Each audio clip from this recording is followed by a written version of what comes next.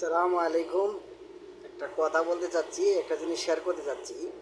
বাংলাদেশের যে বলতেছে বাংলাদেশের নাম চেঞ্জ করে দিব। তা আমরা যারা প্রবাসী আছি সবাই দেশ বিদেশে তাদের পাসপোর্টের মধ্যে তো আমরা বাঙালি জাতি, আমরা বাঙালি নাগরিক, ঠিক আছে?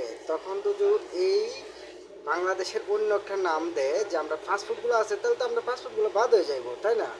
তা আমরা দ্বিতীয়তে আবার নতুন করে আমরা পাসপোর্ট করতে দিব, পাসপোর্টের মধ্যে সেই দেশের নাম অন্য থাকতে দিব। এখন আমরা যে বাঙালি সেটা তো আমাদের পাসপোর্টের মধ্যে আছে যে আমরা বাঙালি, ঠিক না?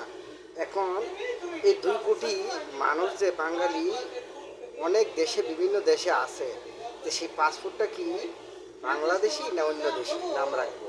কিন্তু সেই পাসপোর্টগুলো বাদ হয়ে যাইব, তাহলে তো এই লোকগুলো আবার বিপদে পড়বো, ঠিক না?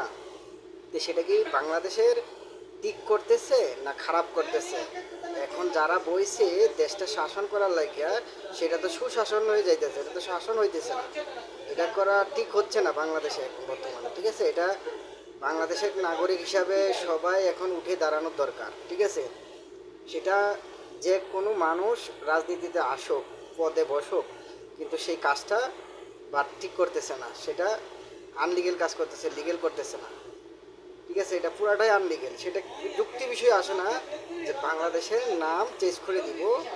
আমরা 2 কোটি বাঙালি আছি, সেই 2 কোটি বাঙালির পাসপোর্টের মধ্যে বাংলাদেশের নাম আছে, সেই পাসপোর্টগুলো তো তাহলে তো বাদ হয়ে যাবো, তাই না?